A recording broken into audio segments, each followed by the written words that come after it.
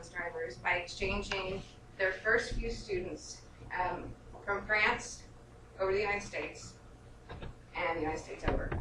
60 years later, we are on every single continent. We're both sending students from the United States to there, as well as bringing students here. We also have students that go from South America to Europe. It's a total global exchange. Back in 1986, my family hosted our first of 3 students. The first one was Dominic from Switzerland, the second was Manuela from South Africa, and the third was Christian from Germany. I can tell you that the greatest gift my parents ever gave me was hosting Dominic from Switzerland, because of how it completely changed my world. It made me realize that he might speak a little bit funny, and he eats his grapes with a fork. I still don't understand that. But he became not just my big brother, he became one of my very best friends. To this day, one of my very best friends. I recognized that my life would never be the same after we had Dominic come and stay with us. So, having our foreign exchange students, I then decided to go with AFS to Norway. Actually, I wanted to go to Germany, Switzerland, or Austria, and I ended up going to Norway. But as it happens, I think everything's meant for a reason. So, growing up in Kansas City, Missouri, I went and spent a year 250 miles north of the Arctic Circle on an island. Which you guys can associate with an island, but it's a lot warmer here than it was there. And I had the most amazing experience of my life that has set me on a path that has brought me to meet people from around the globe, to have friends and family that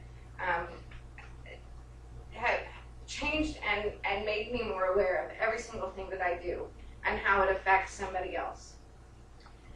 I can't underestimate to you how important this year, if you consider going abroad, can be. So this year we have Sally, who's over at Trinity. Sally, if you haven't met her. She is from Australia, and she's here for a semester. And we have Marco from Egypt, whom you probably know because he's here. And Santiago from Chile. Argentina. Sorry. I got a lot of students. And I just met him. Actually, there's 2,300 AFS students here, but only 7 got to come to this place. So the Hawaii group was pretty select. I think that one of the most interesting things as you think about what it could be to be an exchange student, it is not about being on vacation. You guys that have come to Hawaii, I have to watch you because I'm afraid you might think you are on vacation. Those who come to Alaska, they know they are not on vacation. But every experience is its own, and you have those moments that are fantastically awesome, and you have those moments when you're like, why did I do this? I'm ready to go home. But through the process of all of that, you learn so much about yourself and things you never knew. You start to think about, you know that you kind of like a certain kind of music. And we think with culture, there's different things in a culture. What things do you know about living in Hawaii that is very cultural here in Hawaii? Anyone?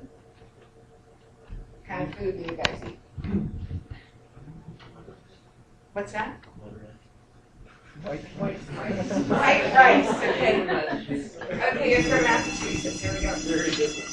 You guys have to leave, is that right? Okay. But you, yes, yeah. Something that's the very obvious things.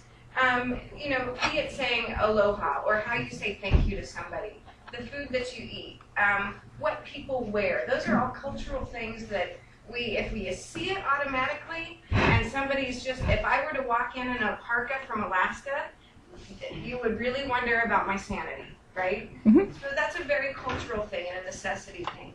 But you start to learn through the process of being an exchange student, all of those things hiding under the surface. Like, for you guys, how long would you wait for a friend to meet you? 2 hours. Yeah. You would wait 2 hours. That is really, all right, good friend. Yeah, but you know, there are some countries where, yes, absolutely, 2 hours. And then there's some Asian countries that if you're not there 15 minutes ahead of time, you're late. There, Yugoslavia. I heard of a host mother who had a Yugoslavian student. This is when it actually was Yugoslavia. And her host son, every day she would give him orange juice. And every day he would leave about 2 inches in the glass.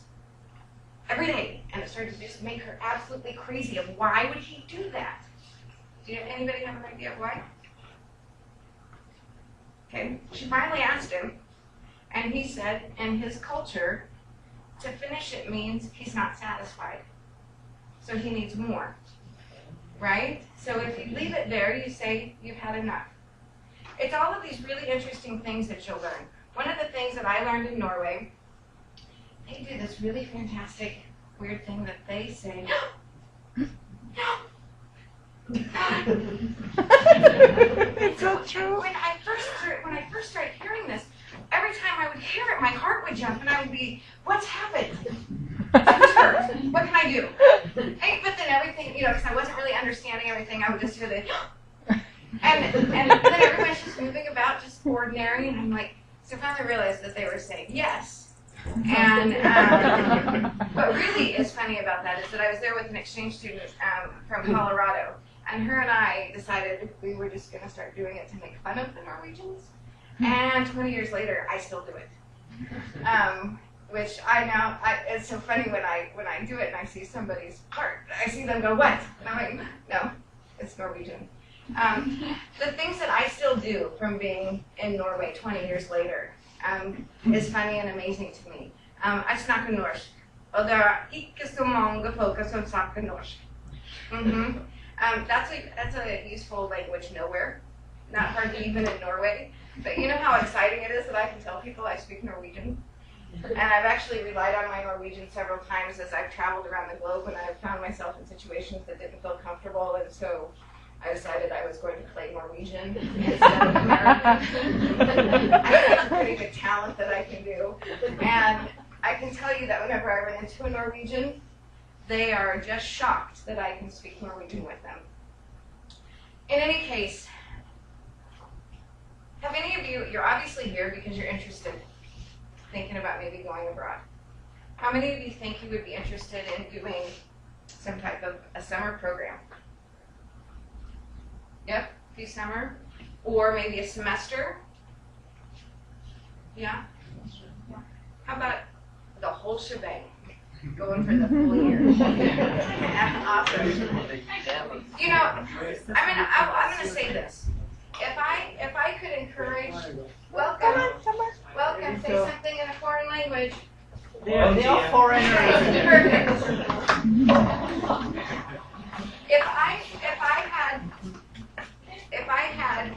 I would say my suggestion is this. If you do it, I would say go for the full year. But at the end of the day, all I really care about is that you take the chance and do it.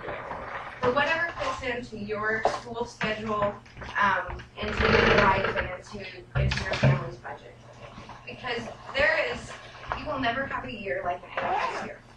And for you guys who are here right now, you know it, right? You get this one shot of doing this. And you will learn how to completely and totally laugh at yourselves. You cannot imagine the situations that you find yourself in. And especially if you go someplace where you don't speak the language. We have programs, and I know you guys are going to have to go here pretty soon, so I'm going to just kind of pass out, or get you guys some of the stuff. Actually, what I'm going to do first and foremost while I'm here is, if you're interested, I want to leave you, can you pass this out to anybody who would like to? If you guys could actually fill out these cards if you're interested. And all it is I'm interested in maybe going someplace. And I can just take those with me, and then what we'll do is we'll have a local volunteer connect with you so that if you have any questions,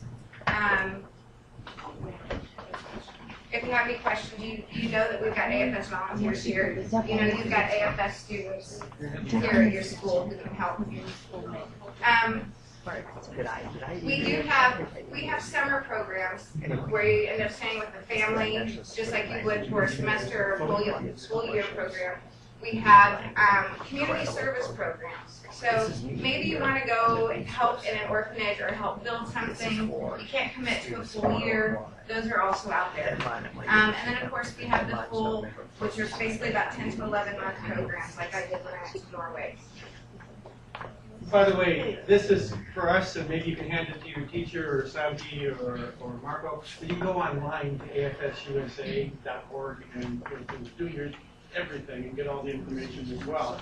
But we're going to hand you things out today because I remember one day when I was 16 in high school and somebody dragged me into a meeting like this, and I ended up in Thailand, and then later I ended up for a year in Ecuador. Y por eso que no hablan español.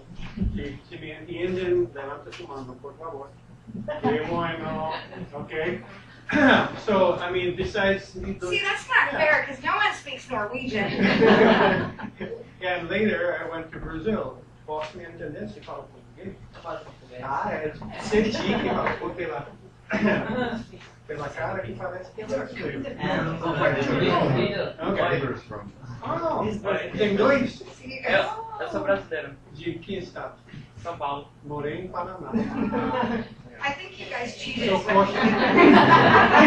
and I mean, I can look normal like her, and then all of a sudden I'm like, cool. Because I also lived in Brazil. And this is what happens, and you probably should warn your parents that if you go and do this, you're going to want to go travel and travel and travel and travel, and it's fantastic. And it's an advantage because you get the scholarships too, right? Yeah.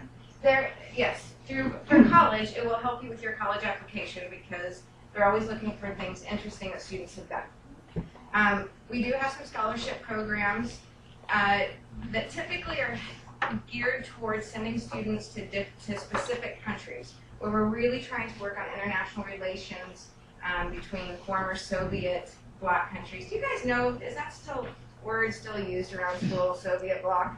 No? Not that Anyone? Come on, what is it? Thank you. That's better. I was in Norway when the Soviet Union fell.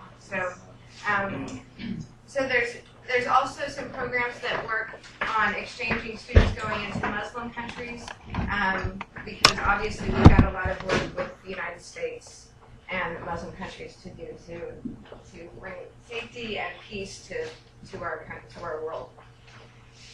Do you guys have any questions for me? Just background information. I have a question for our students that are here this year. Hey, Santiago, when did you get here? Oh, like 2 months ago. 2 months ago. Tell me, now, I'm going to ask him a question, and I want all of you Hawaiian natives to bear with me on this. That this is not something that is going to be as anything mean or negative towards Hawaii. This is like the Norwegians do the what is something that you found in Hawaii that you totally didn't expect? Take out my shoes when I came here. It was super weird. I was the very first day, I got off the plane. We arrived at the house, and as I was getting, take out the shoes. What? Yeah.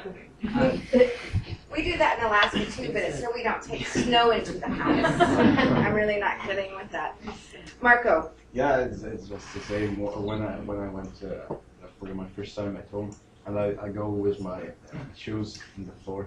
And my mom, no, go out. And I don't know. Yeah, it was like changed from the work. And you had to take chopstick lessons too, right? Oh yeah. I can eat with it. Sally, what did you find?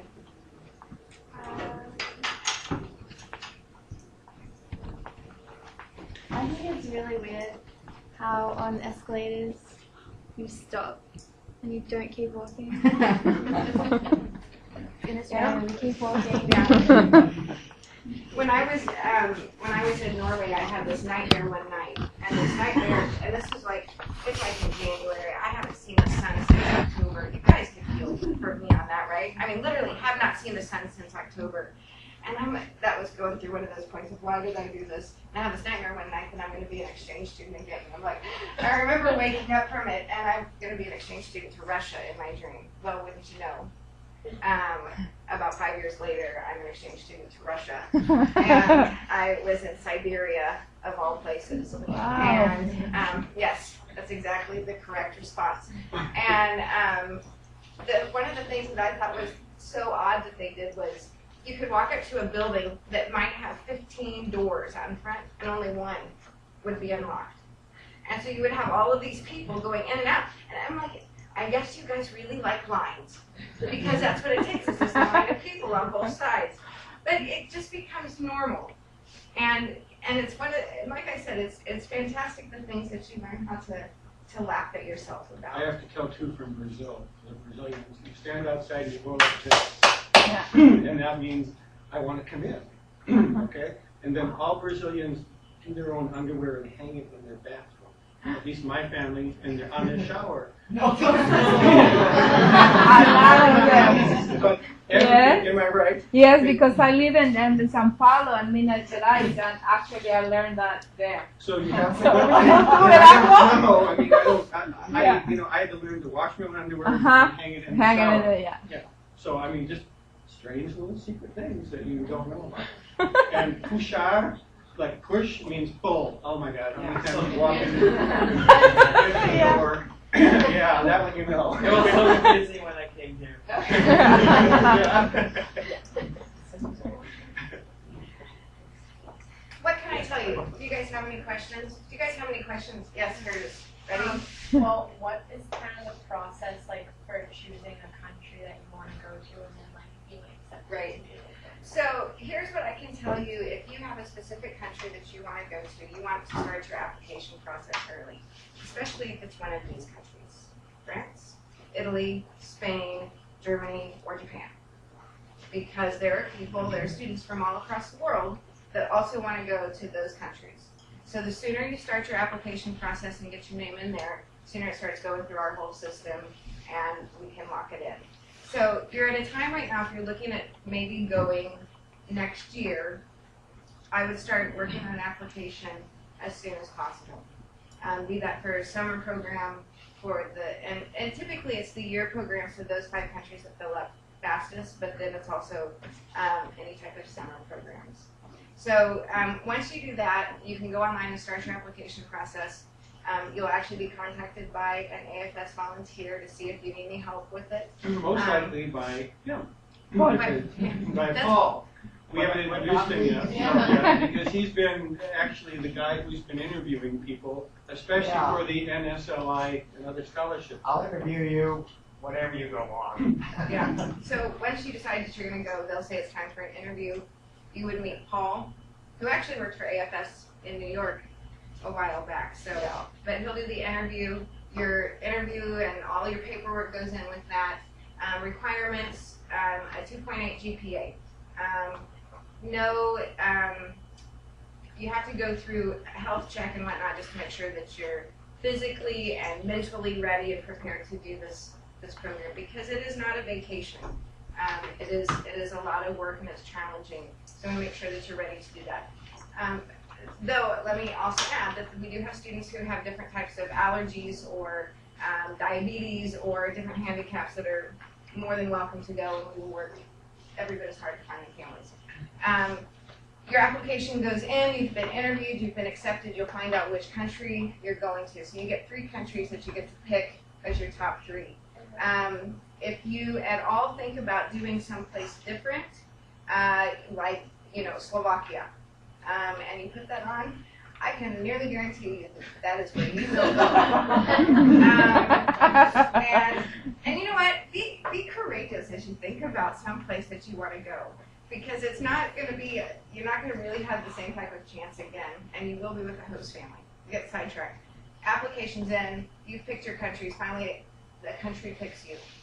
And then they start working on the other end to locate a host family for you. Host families go through the interview process as well, all through background checks so that we know that you're going to a safe place.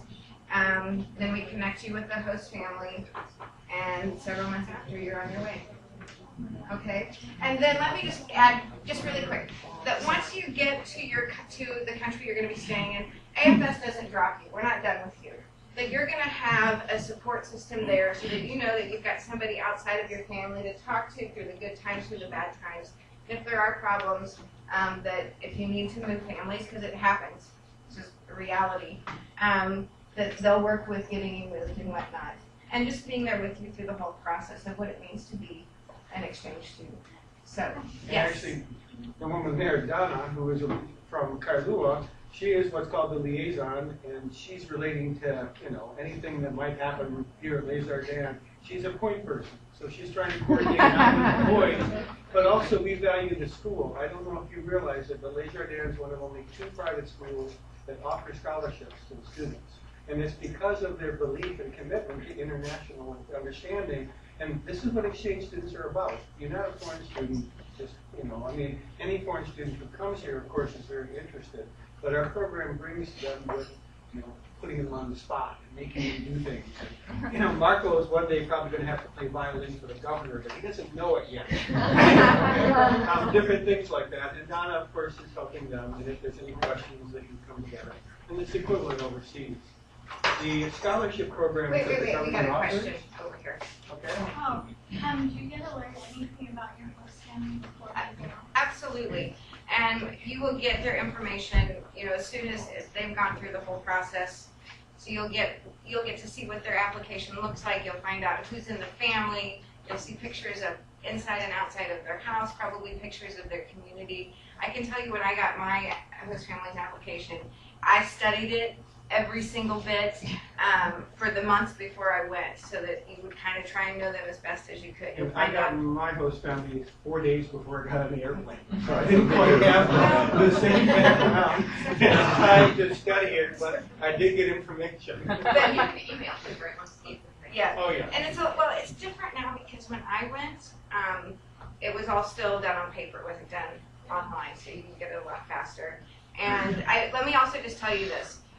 As a student, your information is kept completely confidential and to your host family or any other host families looking at you until they have been screened, verified, and matched. And the reason is because there are all kinds of ways to find you through the interwebs these days. And so we're doing this to protect you. It's just a matter, and I'm certain none of you have ever looked for somebody on Facebook. Never. I've never done that. So anyway, we keep you all protected until that time comes when you're, and we can protect as long as we can. But that's when your host family will be able to find out more about you. You know how, since this is an IB school, we started the DP program, and you needed to be in 10th grade at least, the start for the program. And since next year it would be a year for us to go, if we did do a semester or a year there, how would that work with school? I actually can answer that partly. Donna and I talked about it with the administration, and they don't know yet. Okay, so what we have to do is try to work individually with the school and see how it works. We worked with somebody from Kaiser, which is an IB school, and they basically said even though the curriculum is supposed to transfer, it doesn't necessarily, because our English is literature and their English in terms is grammar. And so it really has to be research and done on an individual basis. And that would be something that perhaps the teachers here can start building so that we know that Les Jardins, and what question comes up, we have the answer. So, could you go to an IB school in the other country, or is it going to be I have to tell you, I just learned about this term called an IB school 2 weeks ago. And so obviously I know that they are out there, but it is something that I think we need to work on and make sure that especially our white students know about the programs that are out there where we can try to work that. The answer is yes, but we don't know yet. There's probably IB schools that will receive, but we have to. You guys are cutting edge with IB schools, so we're going to have to find out. I just wanted to know if you would be going to an American school or You would go to a school just that is of whatever origin that you're at. So I went to a Norwegian high school. I actually graduated and then I went. But I was actually put in not their senior year because there had been some exchange students that had caused some trouble in the senior years a few years before. So I had to go into like their junior year. But you know, for me, especially with going to Norway, with being able to get off the plane, and the only thing I could say in Norwegian is "I'm beautiful" because I practiced that. It would have been really hard for me to go to Norway and have to depend on getting those credits when I'm sitting in class, you know, understanding nothing, and especially nothing. You know, so I will tell you one really fantastic moment in class. I had taken German for 4 years before I went, and hence going to Germany, Switzerland, and Austria. And Norwegian is similar enough to German that you can. I started understanding things very early, but when I would try to speak, it would come out in German, and it was really frustrating. Anyway, I was taking German in my high school there, and my German teacher was a wonderful German teacher. She spoke German. It was beautiful. I could understand it. And she would, you know, switch back and forth like your teachers do here between German and Norwegian. And one day, it was about in February, I had been looking at my book, and I was reading, and she was talking for, I don't know, 10, 15 minutes. And all of a sudden, I stopped. I looked up at her. It's my own little epiphany moment. I'm looking around the classroom. And I realized that for those last 10 or 15 minutes that she's been talking, I fully understood what she said, but I had no idea what language she had said it in. And it's a marvelous thing when all of a sudden you're like, all of a sudden I'm like trilingual. There's my trilingual moment. So it's those little mini breakthroughs that you continue to remember as you grow up. And she was talking about Norwegian. In other scholarship opportunities too that the government has, they've targeted languages like Arabic. They've targeted languages in Chinese. And so we have other programs that are needing to be applied for that Paul has been talking about that are full scholarship, government scholarships, U.S. to the former Soviet Union to predominantly Muslim countries, like she said. And they're available as well, and that would enhance your global marketability. I speak Spanish and Portuguese now. My Thai, which was my exchange student experience, is not so good. But I can read the Thai menu in the Thai restaurant, and they usually give me the extra scoop.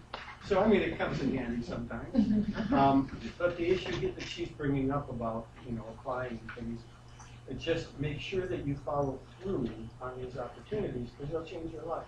And these guys are here to answer. They're the experts right now, Sally and them. And the ones that come to Hawaii, they go to different places. We had students in Roosevelt. We had students in Leilehua High School. We had students at Kaiser, as well as these two places. So your own experience is very individual. You don't know. If maybe you're interested in going, I just want to say something yep. since we were talking about the National Security Language Initiative. This has the earliest deadline of any program, so just so you know, you have to apply everything has to be by November 1st. So keep that in mind. If you find everybody interested in this, you need to start working on this right away. And actually, some of the FS programs are October 10th, which is like next week. So go online when we say you have to apply, we mean it. Because again, you're in competition with everybody else. Before we let you guys go, yes, Donna. Sorry, I know the school's a big part of the semester and all your programs. What about in the summer? You can do summer programs where you're not necessarily in school, but you're also staying with the host family and experiencing things that they do during the summer, unless you end up going to a South American school and then you end up going to school. Just like Sally has done here, that you guys are in year-round school in Australia too, aren't you? Yes. So she wasn't really coming here during summer, but you're here for a semester anyway. Okay, never mind. Anyway, there's also community service projects, so you can end up going abroad and going and working on. Did I say this already today? No. I did. Okay. See, you walked me right down that path. So there's different. You will not be bored either way you go. Whether you go into a school, you go into a community service project, or you just spend this time with your family and meeting new friends. How long are the community service projects? Are they like over the summer? Yeah, over the summer, typically 6 to 8 weeks. Yeah. There's some innovative gap year programs that are coming up too that may be longer. So that'd be for after you're a senior. Yeah. So you graduate and He said they would have said what I did was a gap year, so. And most of the time, let's say you're accepted at a school, that school will hold your scholarship and your position. Because this is very respectable. Okay? People who've gone to Princeton have said, wait a second, I'm going to take an AFS year first. And then, they understand this because there's no way that anything could replace the personal experience. Before we wrap this up, I just want to say another thing. If you've never thought about it, but you think your family might be interested in hosting, I will go back to saying that it is absolutely the greatest gift my parents ever gave me. And it's an amazing thing to bring somebody into your home and to get to see the little odd weird things that you guys do that we don't understand. Like eating rice with mayonnaise, is that still What? eating your rice with mayonnaise? Of course. Yeah. Why better than Yeah. nothing? It's an amazing experience that will give you a new brother or sister from someplace around the globe. And I hope that you might consider talking about that with your own families. We have some brochures on that as well. One last thing. If you all haven't had a chance to get to know the foreign exchange students, I want to encourage you to do it because you know what? I'm not saying this because I was a foreign exchange student. Foreign exchange students are really cool. They are, because they are young people who have decided to leave their family and their friends and their school, and maybe they'll have to go back to school and make a year up. Decided to leave their hobbies there, everything that they know of home, to come and try something totally new, to live with a family that doesn't know them, they don't know if they'll like them, to have to meet new friends. It is so hard to make new friends as you get older, and you realize that. My cousin said when she was 4, we asked her if she started preschool, and we said, "Are you making new friends?" And are you having fun making new friends? And she's like, "I don't make friends; they just come." Which is true. When you're little, you just kind of, that's what happens. But trying to learn Or if how you're to, Brazilian, that happens. but going through a language barrier, it's difficult to make new friends. One of the things I felt was so difficult in Norway, I felt like I must be the most boring person on the face of the earth because I could not joke, I couldn't be me, I didn't have the language. I could talk like a 2-year-old, And so I just ask you all to take some time and make sure that you get to know our exchange students, whether they're AFS exchange students or not. But they're a lot of fun, and you'll learn a lot from them as well. So with that, anything else? Anybody potentially interested in having a host family or change your whole family? I'll give you this if you contact Donna, or we'll go. Students generally come in August and stay the year. Sometimes they come and stay like Santi, only 6 months. Potentially we could have somebody here again in January. Just depends. And what else can we say other than let the 3 students have the final word? Anything else you want to share? I just want to say that yesterday I had a dream that I had to go back to Argentina. I woke up saying, please don't let me go back. I'm having such a good time here. Thank you guys for coming and and sharing yourselves with us here. It's awesome. Okay. Marco, you want to say something? Oh, just try. Sally, we just want to hear your accent. It doesn't matter what you say. Hawaii is amazing.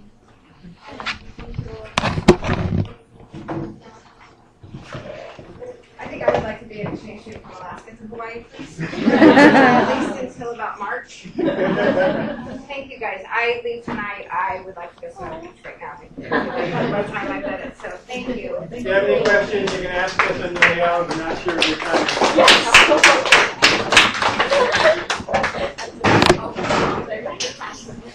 Thank you guys for letting us.